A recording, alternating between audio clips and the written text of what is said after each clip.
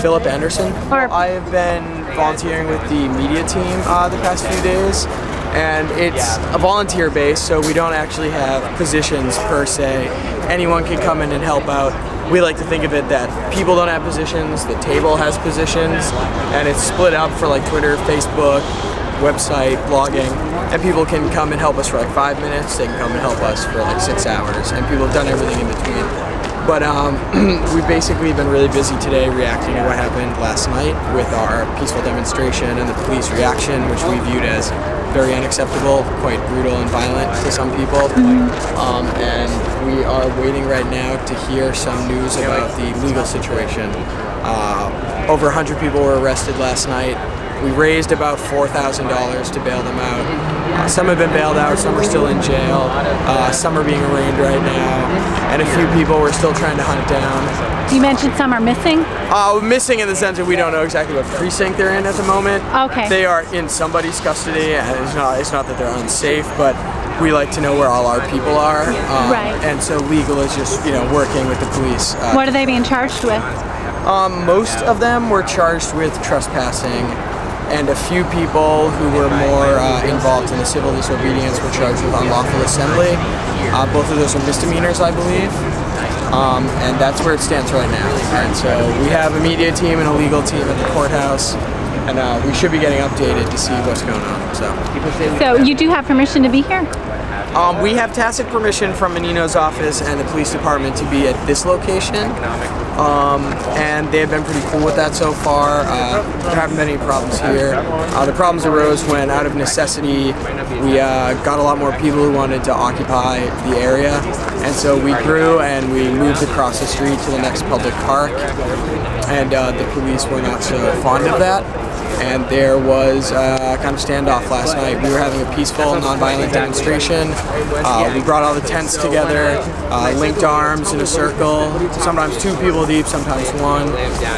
And long story short, about 1:30 in the morning, the police made an official announcement telling us we had to disperse in 5 minutes, or else they'd physically remove the tents and the people.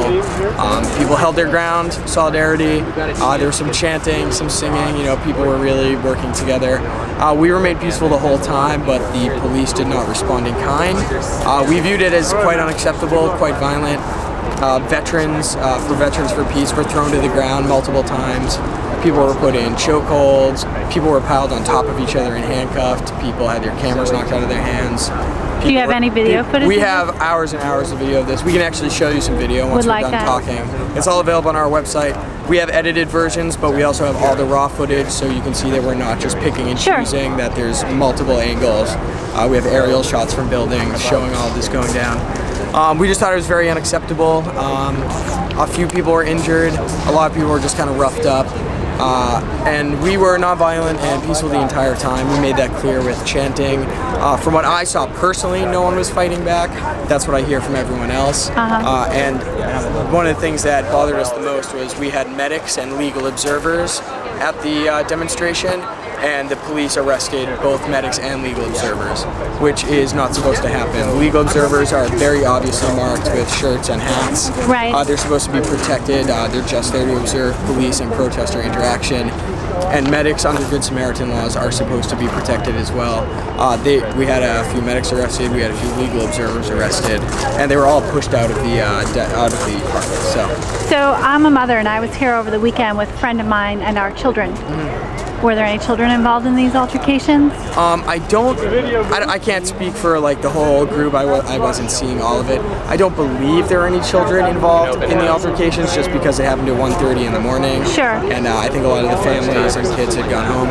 There were a great amount of showing of kids at our march earlier in the day, which got near 10,000 people to march the streets of Boston.